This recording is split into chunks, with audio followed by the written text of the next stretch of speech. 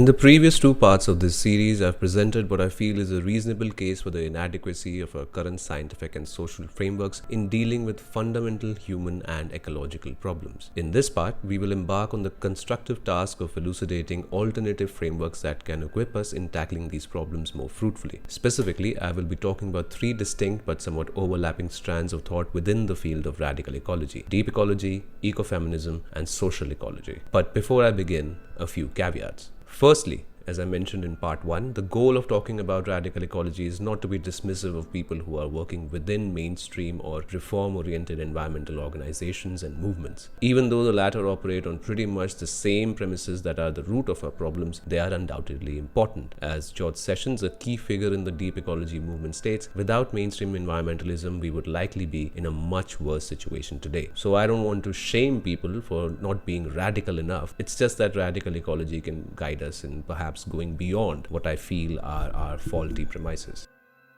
Secondly, I want to encourage the viewer to not think of this video as something of an ideological menu from which they have to pick and choose one particular school of thought and discard the rest. Personally, I feel there are important things we can learn from all the frameworks under consideration. This is not to downplay the differences and conflicts between them and suggest that a grand synthesis of all radical ecology is possible or even desirable. As we will see, there are numerous non-trivial conflicts between these frameworks.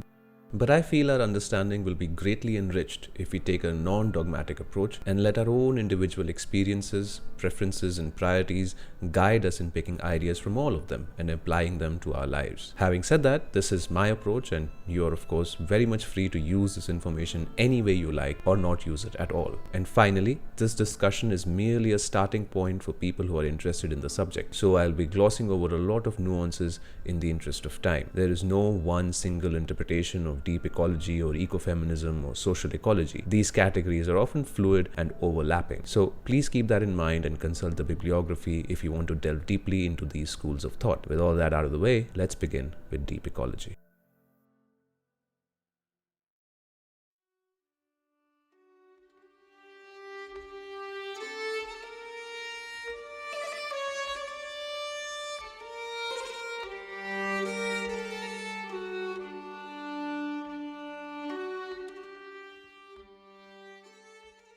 The term deep ecology has its origins in the work of Norwegian philosopher Arne Næss, whose 1973 paper, The Shallow and the Deep Long-Range Ecology Movement, was the first articulation of the deep ecology perspective. The aforementioned George Sessions traces the philosophical lineage of the deep ecology outlook to the ecological revolution of the 1960s, which was inspired by figures like Henry David Thoreau, John Muir, Aldo Leopold, Robinson Jeffers, and Aldous Huxley, among others. A central aspect of this ecological revolution was the identification of anthropocentrism, or human-centeredness, as the root cause of the ecological crisis. Sessions writes, during the 1960s, biologists, conservationists, eco-theologians and eco-philosophers were beginning to realize that the dominant anthropocentric ideology of Western civilization that promotes the technological domination, management, and control of Earth in the name of progress was producing a human and ecological disaster. Wildness, autonomy, and freedom in both humans and non-humans were rapidly disappearing. The origins of this modern, aggressive anthropocentrism lies in the metaphysics of the scientific revolution and capitalism's ethic of exploitation, as we've discussed in previous videos. In this context, Næss's deep ecology is an attempt to formulate a new metaphysics which has as its center not the individual human or even human society, but the totality of the natural world of which humans are but one part. Thus, we encounter in deep ecology a move away from anthropocentrism and towards ecocentrism as the guiding principle in how we relate to the natural world as individuals and as a collective. In contrast, any environmental philosophy that doesn't get rid of this human-centeredness, which refuses to question the deep-rooted assumptions of anthropocentrism, remains shallow, according to Næss. In Næss's thinking, the weakness of the shallow view is not just that it doesn't question the basic premises of industrial capitalist society, but that the very lack of questioning undermines the efficacy of its particular policies because the motivation for people to act on them comes from a similarly shallow, superficial place. That is, if I continue to subscribe to the dominant view that the natural world is essentially a resource pool for humans and has no intrinsic worth beyond its use value to us, then my motivation for being environmentally responsible is pragmatic and self-interested. Sure, we should be sustainable, but only to the extent that my way of living and thinking is not significantly disrupted. But if I question this view and reject it, if I recognize the beauty and worth of every individual tree, rock, river, insect, and mammal, independent of its use value, then I am moved to act in its favor by a deep-seated respect and veneration. My motivation in the latter case comes from the core of my being, and this is important when it comes to implementing environmentally sound practices. Ness writes, conservation strategies are more eagerly implemented by people who love what they are conserving and who are convinced that what they love is intrinsically lovable. They possess a genuine ethics of conservation, not merely a tactically useful instrument for human survival. I think this is very relevant to our predicament with climate change. We know intellectually that climate change is happening, it's real, and it's bad.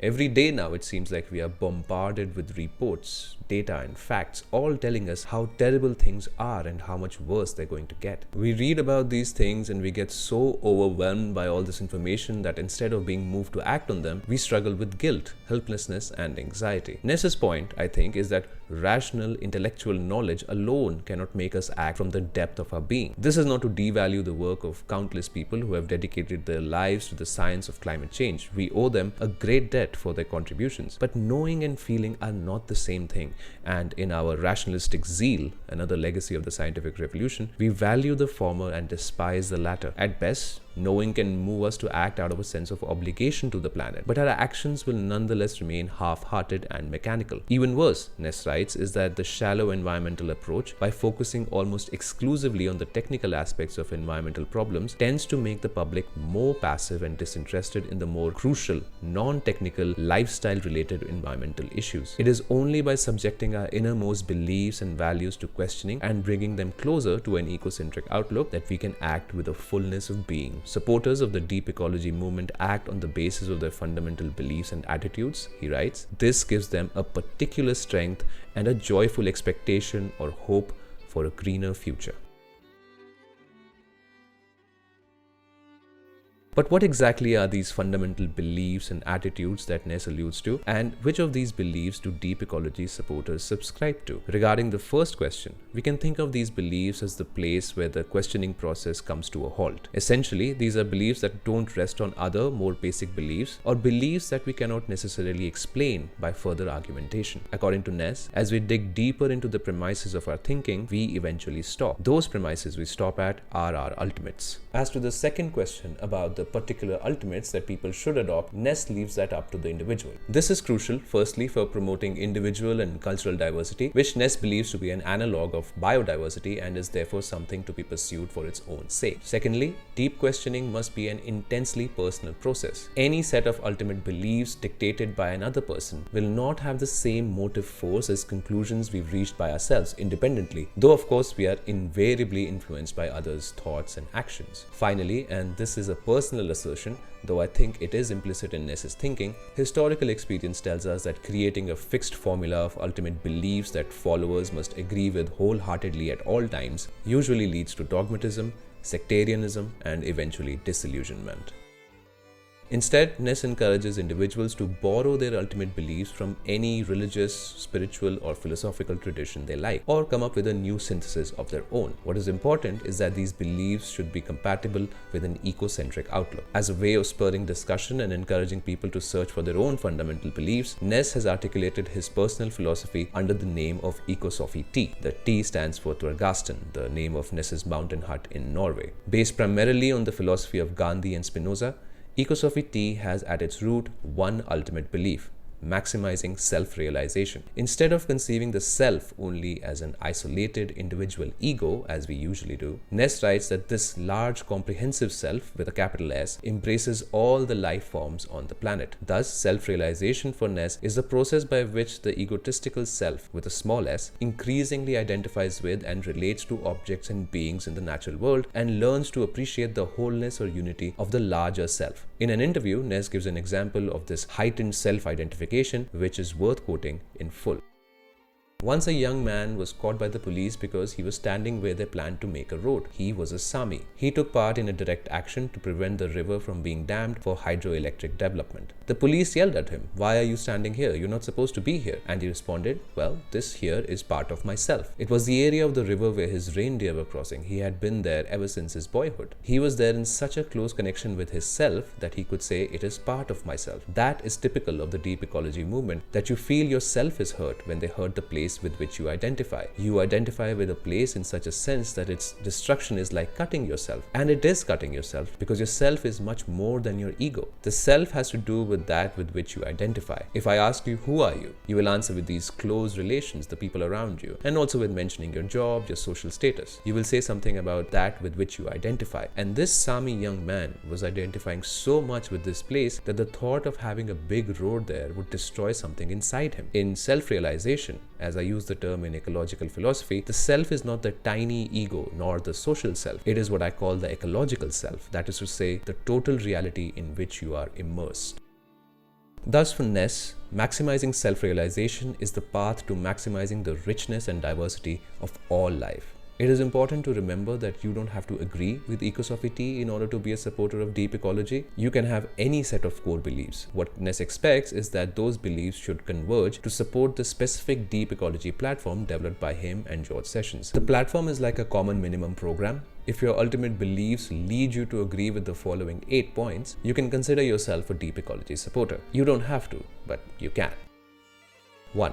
The well-being and flourishing of human and non-human life on Earth have value in themselves. These values are independent of the usefulness of the non-human world for human purposes. 2. Richness and diversity of life forms contribute to the realization of these values and are also values in themselves. 3. Humans have no right to reduce this richness and diversity except to satisfy vital needs. 4. The flourishing of human life and cultures is compatible with a substantially smaller human population. The flourishing of non-human life requires a smaller human population. 5. Present human interference with the non-human world is excessive and the situation is rapidly worsening. 6. Policies must therefore be changed. These policies affect basic economic, technological, and ideological structures. The resulting state of affairs will be deeply different from the present. 7. The ideological change will be mainly that of appreciating life quality, dwelling in situations of inherent value, rather than adhering to an increasingly higher standard of living. There will be a profound awareness of the difference between bigness and greatness. And 8. Those who subscribe to the foregoing points have an obligation, directly or indirectly, to try to implement the necessary changes.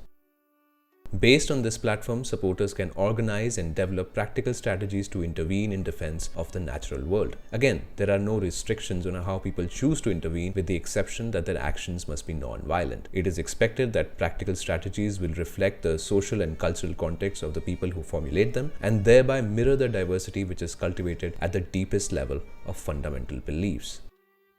This then is a very brief, or should I say shallow, explanation of the basics of the deep ecology movement. Within the field of radical ecology, it has been critiqued on several grounds by thinkers belonging to both ecofeminism and social ecology. These will come up as we discuss the latter two schools of thought.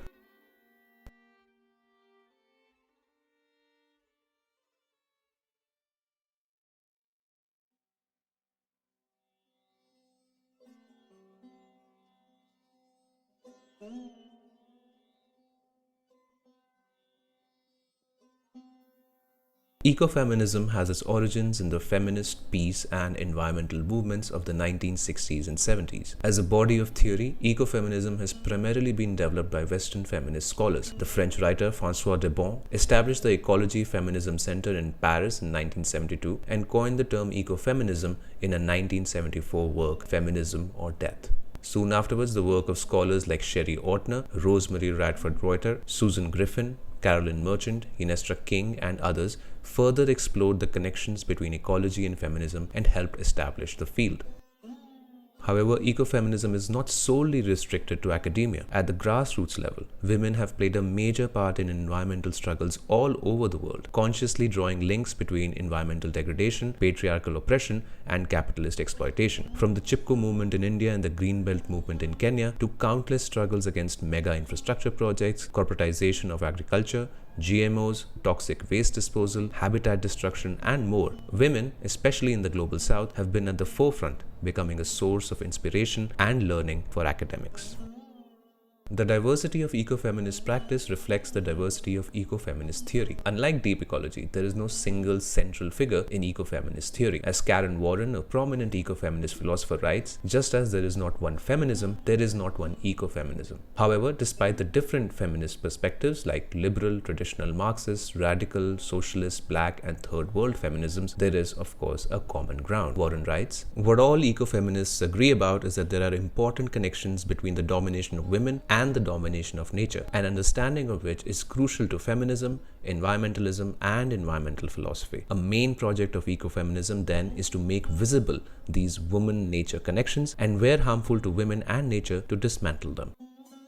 In her work, Warren has identified 8 kinds of these woman-nature connections that ecofeminists focus on, of which I'll only be able to cover 4. Firstly, there are obvious empirical and material connections between environmental degradation and women's lives. Research has shown that women, and particularly economically and socially disadvantaged women, bear a disproportionate burden of environmental catastrophes in the form of risks to health, safety, and livelihoods. As Irene Dankelman writes in her introduction to the book Gender and Climate Change, it is women's diverse reproductive and productive roles in the household and at community level that are impacted adversely by climatic changes. Floods, droughts, cold and heat waves, cyclones and hurricanes, higher average temperatures, wildfires, and sea level rise, these all have major impacts on people's lives and livelihoods, and particularly on those for which women are responsible. In most cases, resources get scarcer, production goes down, prices go up, and conflicts regarding resources increase. This always heavily on women's shoulders, and human security is at stake.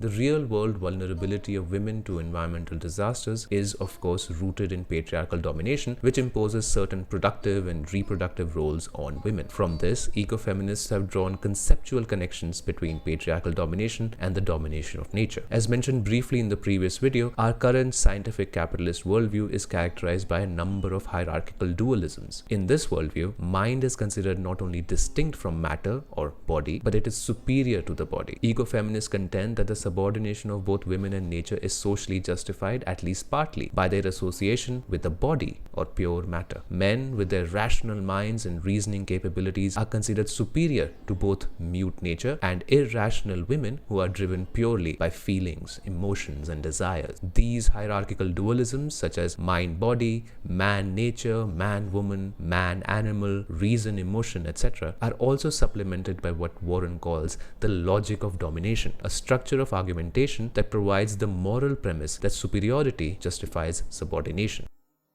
Thus, by exploring the conceptual connections between the domination and control of women and nature, ecofeminists find that they are intimately related. It follows that one goal of ecofeminism is to dismantle these conceptual structures of domination.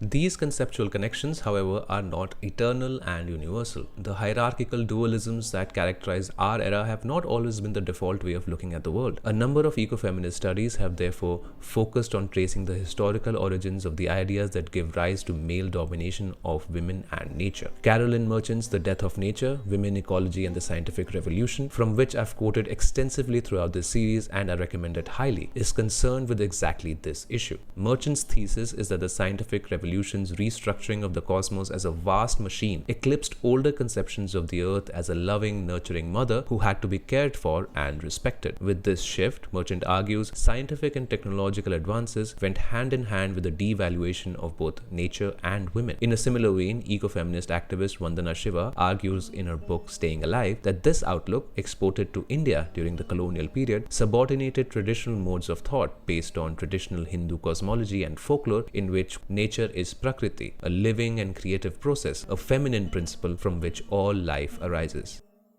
Some ecofeminists, however, go back even further in history. Warren writes, some ecofeminists trace historical causal connections to prototypical patterns of domination begun with the invasion of Indo-European societies by nomadic tribes from Eurasia about 4500 BC. Others trace historical connections to patriarchal dualisms and conceptions of rationality in classical Greek philosophy and the rationalist tradition.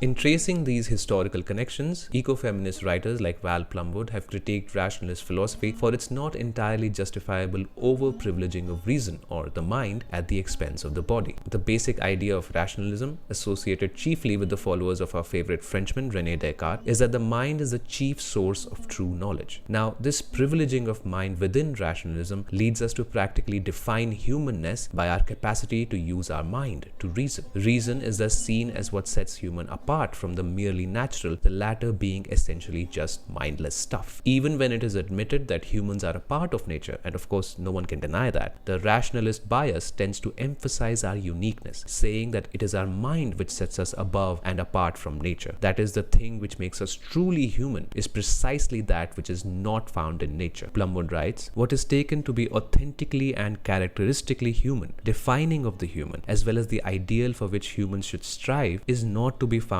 in what is shared with the natural and animal, for example, the body, sexuality, reproduction, emotionality, the senses, agency, but in what is thought to separate and distinguish them, especially reason and its offshoots. Hence, humanity is defined not as a part of nature, perhaps a special part, but as separate from and in opposition to it. Thus, the relation of humans to nature is treated as an oppositional and value dualism."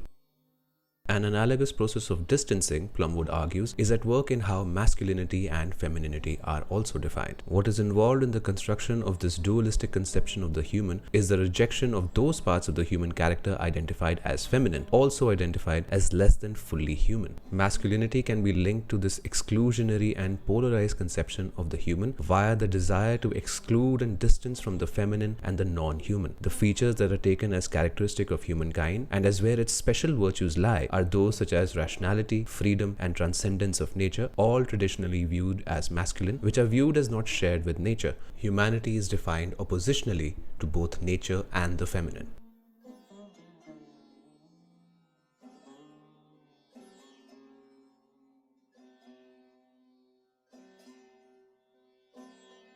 Plumwood's critique of rationalism is an effort to draw deep philosophical, epistemological, and even ontological connections between the twin dominations that concern ecofeminism. From this viewpoint, she has also critiqued the idea of the expanded self found in the writings of deep ecology thinkers like Arnie Ness and Warwick Fox, arguing that it leaves unchallenged the rationalist assumption that the self is actually a separate, disembodied ego. In fact, it takes that for granted and then proposes as a solution the expansion of the limited self to identify with other beings and things, a strategy which Plumwood writes appears to be a pretentious way of saying that humans empathize with nature. Pretentiousness aside, Plumwood detects two related, deeper problems with this strategy. One, that the expanded self, which encompasses the whole world, is too abstract and homogenizing. It erases particularity, individuality, and distinctness from the world by absorbing everything into the capital S self. And secondly, it implies that humans act primarily out of self-interest, since the motivation for the expansion of self is to allow for a wider set of concerns while continuing to allow the self to operate on the fuel of self-interest, or capital S self-interest. In other words, the prescription is to go from narrow small s self-interest to broad capital S self-interest, but self-interest is still preserved. It has to be mentioned that Plumwood's critique here is directed towards the ultimate beliefs of certain deep ecology thinkers. As we learned earlier, other deep ecology supporters can have very different ultimate beliefs which do not draw from the rationalist tradition. In contrast, Plumwood posits a different way of conceiving the human self than the rationalist ego, a self which doesn't define itself based on discontinuities between man and nature and man and woman, but rather counts the similarities between them as equally important. Doing so would involve a recognition of excluded qualities, split off, denied, or construed as alien, or comprehended as a sphere of supposedly inferior humans such as women and blacks as equally and fully human. Thus, reproductivity, sensuality, emotionality would be taken to be as fully and authentically human qualities as the capacity for abstract planning and calculation. It follows logically that along with reclaiming these excluded so-called irrational qualities as authentically human, humans must also extend to nature those qualities which we have denied it so far: mentality, direction, and purpose. Further, in this account, the human self is not thought of as an isolated ego residing in our head, which regards all the others outside, both humans and non-humans, as either hindrances to to be tolerated or resources to be exploited. Rather, we are our relationships with others. As Karen Warren reminds us, and I presume someone like Whitehead would concur, relationships are not something extrinsic to who we are, not an add-on feature of human nature. They play an essential role in shaping what it is to be human. If we understand this, we come to realize our interrelatedness and mutual interests with others without sacrificing their uniqueness and individuality. Taken together, this view of the self, which Plumwood refers to as the relational self or the self in relationship, can lead to an ecological consciousness that is non-egotistical and non-dualistic. This self clearly recognizes the distinctness of nature, but also our relationship and continuity with it. On this relational account, respect for the other results neither from the containment of self nor from a transcendence of self, but is an expression of self in relationship. Not egoistic self as merged with the other, but self as embedded in a network of essential relationships with distinct others. The ecological ethics of such a self will not be based on pragmatic, narrow self-interest or abstract, universal self-sacrifice, but rather on love for and kinship with the particular. It will be rooted in a connection to and friendship for particular places, forests, animals, to which one is particularly strongly related or attached, and towards which one has specific and meaningful, not merely abstract, responsibilities of care. Before we conclude this summary of certain aspects of ecofeminism, I should point out some of the criticisms that have been leveled against ecofeminism. Economist Beena Agarwal has criticized the tendency within Western ecofeminist discourse to homogenize the category of women by failing to differentiate among women by class, race, ethnicity, etc. Ecofeminism ignores forms of domination other than gender, which also impinge critically on women's position, she writes. She finds similar issues with Vandana Shiva's work as well, which, while distinguishing between third world women and the rest, still tends to conflate all third world women into one category by not differentiating between women. Agarwal argues an implicit essentialism can be read into Shiva's work, wherein all third world women, whom she sees as embedded in nature, qua women, have a special relationship with the natural environment. The late Rajni Kothari, in his foreword to Shiva's book Staying Alive, also points out this lack of discrimination within women as problematic. Coming back to Agarwal, she also observes that this generalizing tendency ignores the diversity of religious and philosophical thought in India. Shiva's emphasis on the feminine principle as the guiding idea in Indian philosophic discourse, Agarwal writes, relates to the Hindu discourse alone and cannot be seen as applicable for Indians of all religious persuasions. Indeed, Hinduism itself is pluralistic, fluid, and contains several coexisting discourses with varying gender implications. Agarwal also reminds us that to locate the source of the domination of women and nature solely in the colonial experience and its accompanying scientific and developmental paradigm, as Shiva tends to do, is to ignore the very real local forces of power, privilege, and property relations that predate colonialism. What exists today, she writes, is a complex legacy of colonial and pre-colonial interactions. A misleading picture of the past emerges from Shiva's account, I'm not sure if it's intentional or not, in which it seems everyone was living harmoniously with each other and nature. Not only does it exclude the reality of gender, caste, and other dominations in pre-colonial times, but, and this is my observation, not Agarwal's, it kind of leans into the myth of the noble savage, perfectly virtuous people living in a hippie commune or something. Not only is that an inaccurate representation of reality, but it is also kind of condescending and infantilizing towards real people who are and have always been complicated, neither completely good nor completely evil, but somewhere in between, just like us, you know. There are, of course, numerous other critiques, some being more dismissive of the entire ecofeminist project, while others are more constructive, as I believe Agarwal's is. My purpose was to bring to fore certain important contributions ecofeminists have made to environmental philosophy and highlight some problems. With that, we can move on to social ecology.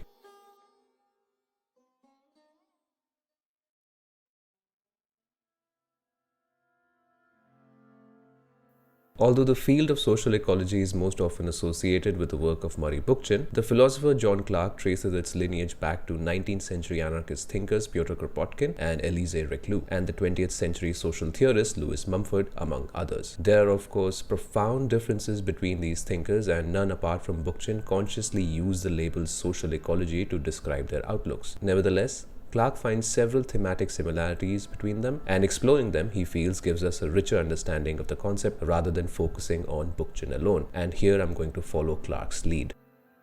Central to social ecology, he writes, is a process-oriented evolutionary view of reality. Things are never static, they are always changing, always in flux, becoming rather than just being. No thing exists in isolation, it is always interacting with everything that is not itself, and it cannot therefore be understood without reference to the larger whole of which it is a part. For the evolution of each thing plays a role in determining the evolution of the whole, which in turn alters the evolutionary pathways of the individual thing, and so on. Clarke uses the term dialectical holism to describe this view of reality in contemporary terms, but this kind of thinking has a long and reputable lineage in the history of ideas, which I'm not really qualified to explore, nor is it immediately relevant to our subject. For our purposes, we must note that this view of reality differs significantly from the common sense mechanical understanding of the world as composed of discrete objects or particles, which can be described entirely in terms of their quantitative properties and can be analyzed in isolation. The universal machine chugs along as a result of the accidental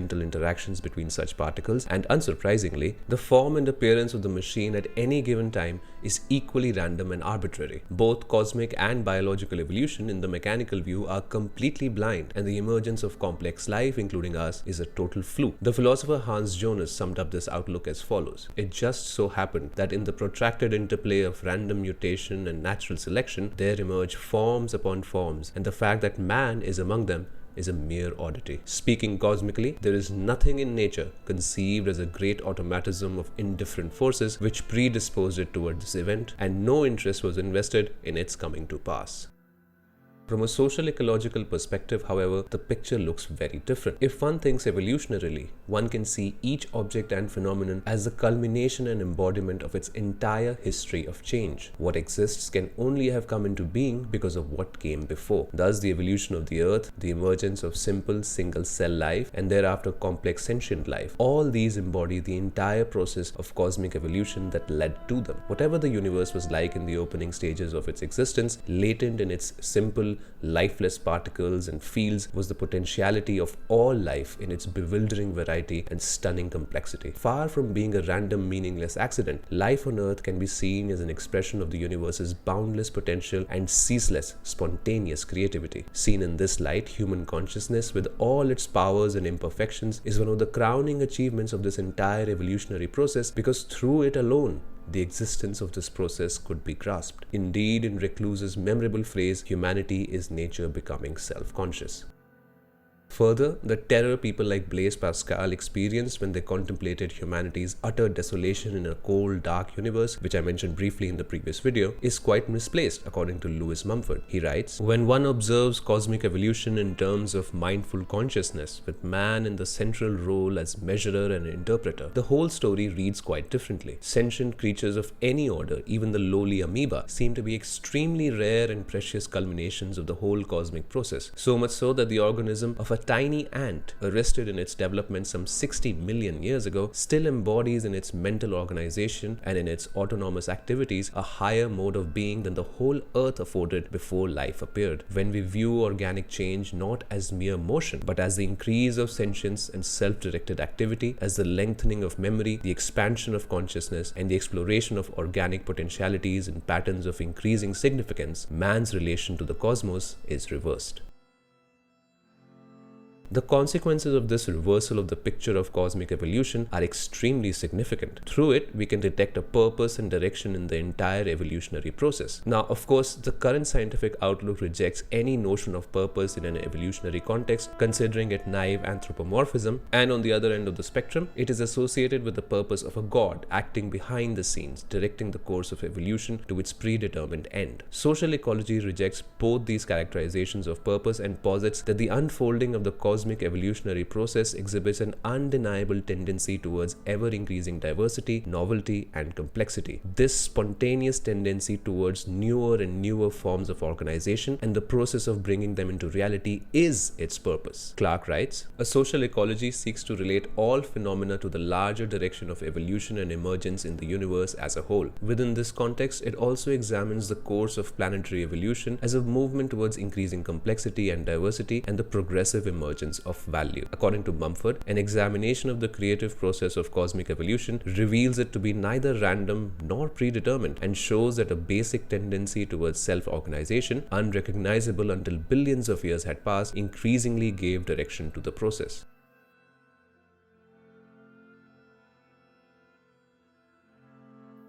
This understanding of the universal purpose as creative becoming is of crucial importance to social ecology. Social ecology applies this understanding to not just cosmic and biological evolution, but to human social evolution as well, for they are all part of the same process. Thus, the goal of human social organization should be to allow the process of creative becoming to flourish at the individual human level, at the level of collective human society, and at the level of the larger earth community in which society is embedded. Ethical behavior, that is, the individual's social and ecological good, consists of creating a milieu in which individual self-realization enables the self-realization of other humans and non-humans. Clark writes, social ecology is concerned with the development in society of both individuality and community, so that each member can achieve personal self-realization while developing a sense of identification with and responsibility toward the larger social and natural whole. Social ecology sees politics as a branch of ethics, that is, as the pursuit of the good life and of self-realization both for the individual person and for the entire community. It interprets this community not only as the various forms of human community in which we participate, but also as the diverse ecological communities of which we are also members, up to the level of the biosphere of Earth community.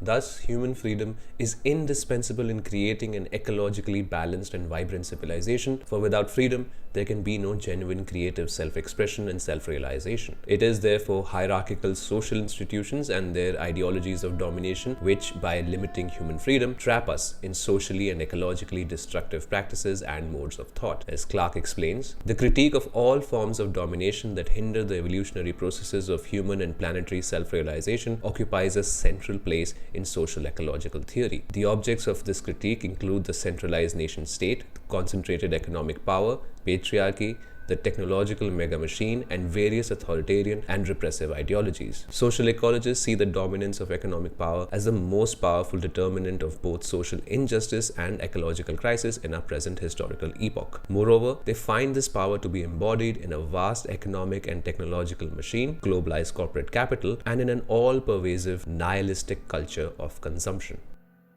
The creation of an ecological society is therefore predicated on dismantling these institutions and ideologies and replacing them with decentralized, locally confederated communities based on principles of mutual aid, cooperation, and direct democracy. Each community will have its own unique ecology based on its geography, its history, its culture and customs, and the individual proclivities of its residents, which will guide and determine its social evolution. Social organization will consciously foster cultural and biological diversity, and in this sense be in accord with the cosmic purpose of creative becoming. Since 2012, the people of Rojava in northeastern Syria have attempted to build a society along these lines based on the philosophy of democratic confederalism developed by Abdullah Öcalan, who was directly inspired by Bookchin's social ecology. In building these alternative forms of social organization, it is, however, crucial to remember that without a continuous and thorough change in attitudes, even the most radically democratic political forms are liable to abuse.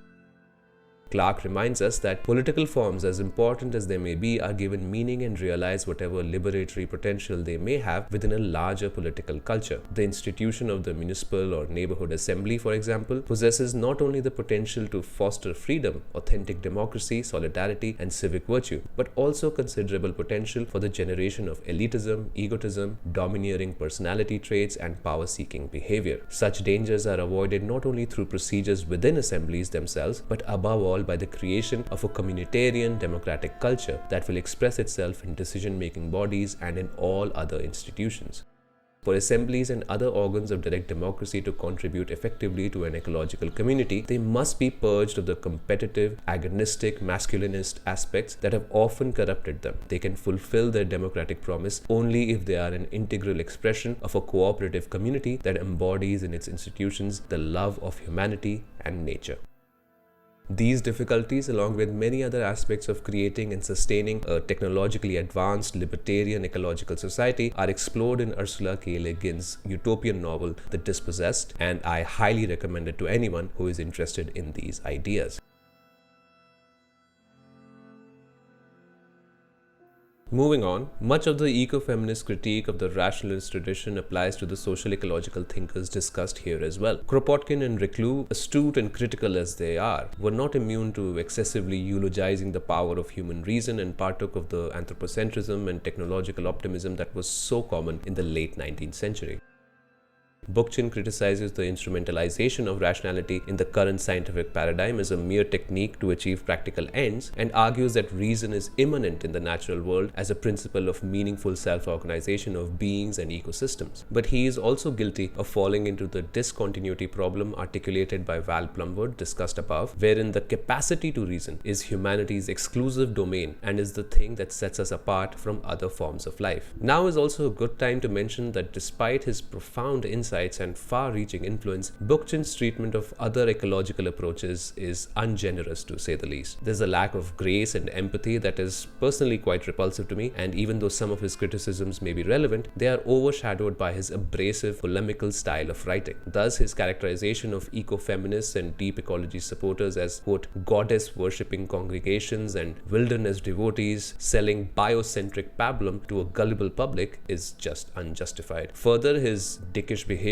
and soft Eurocentrism have hindered the growth and acceptance of his ideas and social ecology at large. As Clark writes, to the extent that social ecology has been identified with Bookchinist sectarianism, its potential as an eco-philosophy has not been widely appreciated. There is, however, one aspect of Bookchin's thought which lends itself to a critique of deep ecology's implicit asceticism. To the extent that the fulfillment of human needs is ravaging the natural world, deep ecology rhetoric seems to suggest that we should hem in our needs and desires and learn to control and abstain from pleasures. One thinks of Arnie Ness sitting in his mountain cabin, living frugally like a monk. Perhaps it is the influence of Gandhian thought on Ness that imparts this flavor to his thought. And sure, some people love to live a stripped-down, bare-bones life in some remote corner of the woods, and they should have the freedom to live like that. But not all of us want to live like that. Not all of us want to live a life of renunciation and quiet contemplation. Does the ecological self have to be an ascetic self, forever guarded against our needs and desires? From a social ecological perspective, however, the destructive and materialistic character of our needs today is a reflection of the perversity of our social organization and not necessarily a result of some fundamental defect of human nature. Sure, if everyone started living like wealthy people do today, there won't be any planet to speak of. If every family somehow acquires 3 SUVs and each member buys a new iPhone every year and has their food brought to them from all 4 corners of the world in refrigerated planes and trucks and other rich people things, if everyone lived like that, it would obviously be a disaster for the planet. But the reason why we believe that is the gold standard of the good life which everyone yearns for is because a vast propaganda machine, also known as the advertising industry, is telling us from the moment we are born that the only cure for the deep social and ecological alienation we feel is endless material consumption. Our needs are thus socially conditioned to cater to the profit motive of massive corporations. This obviously doesn't absolve us of our individual responsibility when it comes to making choices about how we live, but surely making rational choices is overwhelmingly difficult in a deeply irrational society. Bookchin writes, although choice presupposes a sufficiency in the means of life, it does not imply the existence of a mindless abundance of goods that smothers the individual's capacity to select use values rationally, to define his or her needs in terms of qualitative, ecological, humanistic, indeed philosophical criteria. Rational choice presupposes not only a sufficiency in the means of life with minimal labor to acquire them, it presupposes above all a rational society. In a more rational ecological society with the reconceptualization of the human self, one can imagine that human needs can shed their destructive character. If we keep this in mind, it can help us imagine a future that is less puritanical than the one deep ecology seems to promote and, practically speaking, is more appealing to people.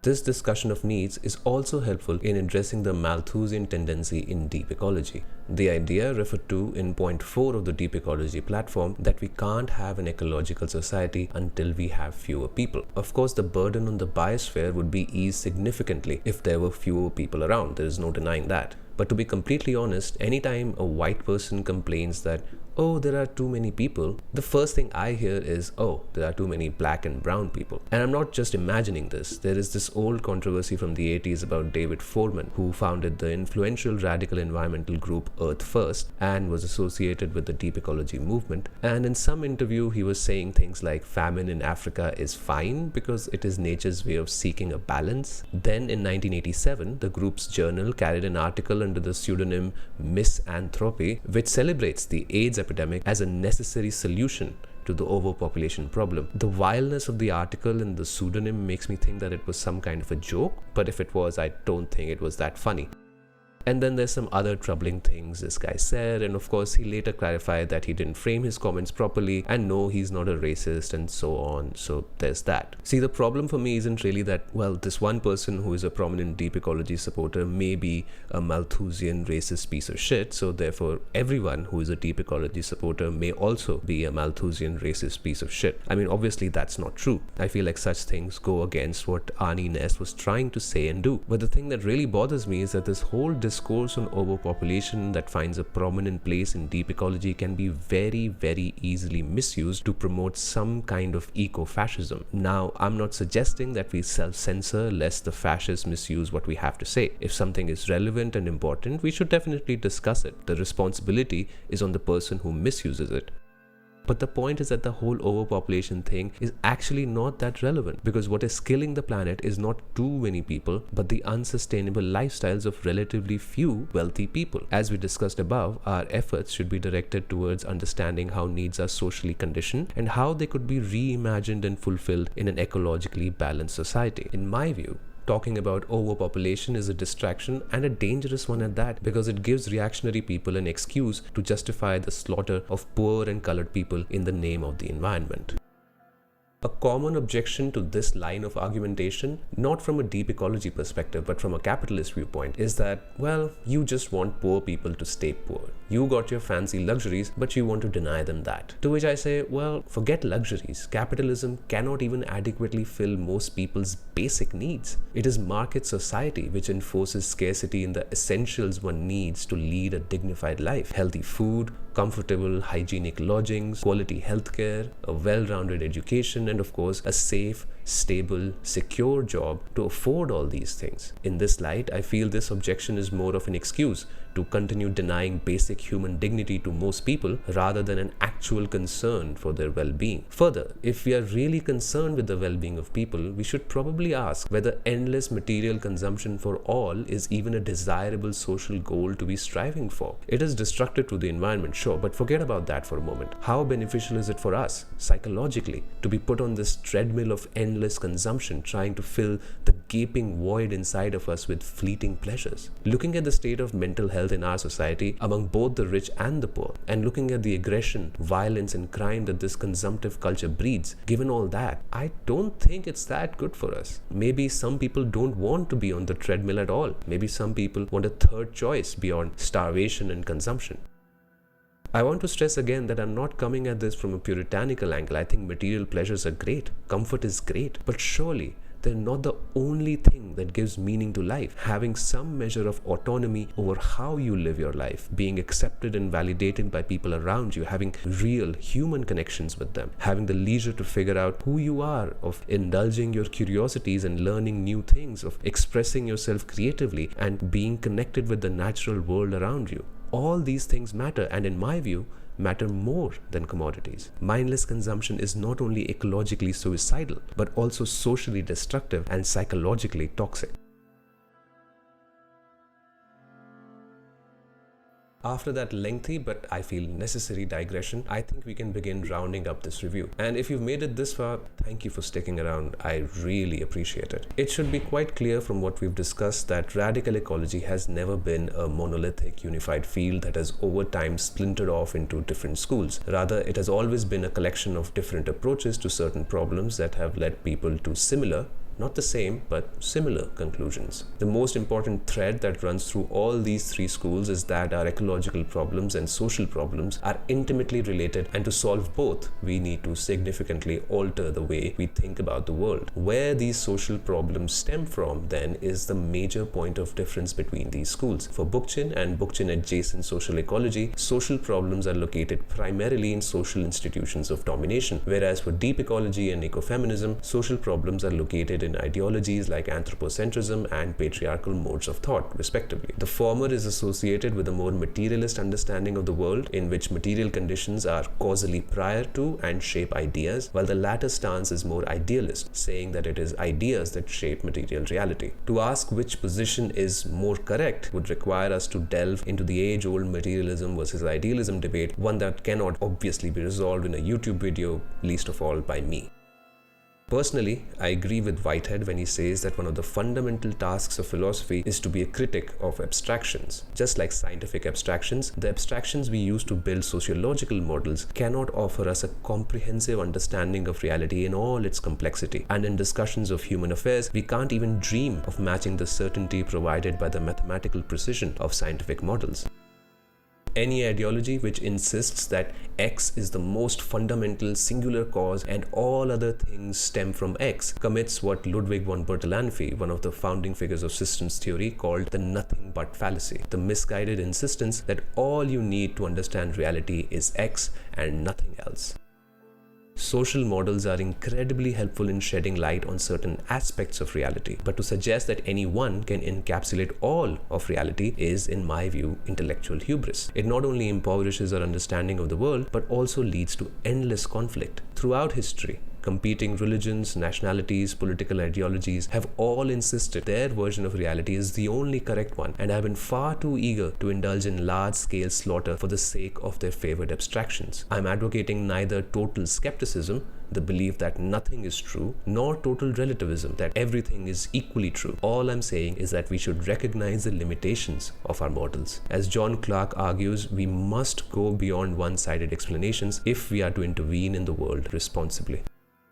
Both sides in this dispute have often seemed less than dialectical in their approach. The roots of ecological crisis are at once institutional and ideological, psychological and cultural. A critical approach to the issue will avoid both one-sided materialist explanations, identifying economic exploitation or other material conditions as the problem, and one-sided idealism, identifying a system of ideas like anthropocentrism as the problem. It is indeed tempting to see the emergence of certain hierarchical institutions as the precondition for human destructiveness toward the natural world. Yet these very institutions could only emerge because of the potential for domination, hierarchical values, objectification, and power seeking that have roots in the human psyche and are actualized under certain historical conditions. Furthermore, as a system of domination develops, it does so through its dialectically interacting institutional, ideological, and imaginary spheres, all of which are related to a trans-historical human nature developed over a long history of species evolution. Any account of the origins of hierarchy and domination and of their possible dissolution must therefore address at once the material, institutional, psychological, and even ontological moments of both the development of these phenomena and the process of reversing it. Frankly, there are a lot of other interesting schools of thought within radical ecology that we can discuss, but I suppose I'll reserve those for future videos. I think this one has gone on for far too long already. Anyways, thank you for sticking around, and I'll see you in the final part, I guess. Alright, get out of here.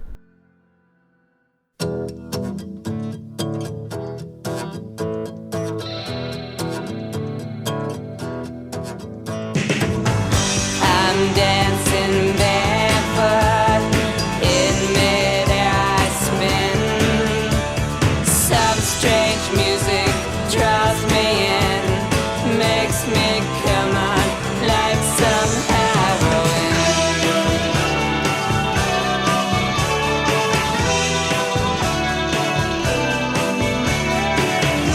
Oh God, I fell for you. Blood of our legs sweats in the dark like a face. The mystery of childbirth, childhood itself, grave visitations. What is it that calls us? Why must we pray screaming? Why must not death be redefined? We shut our eyes, we stretch out our arms and whirl in a pane of glass. An asphyxiation, a fix on anything. The line of life, the limb of a tree, the hands of he, and the promise that she is blessed among women.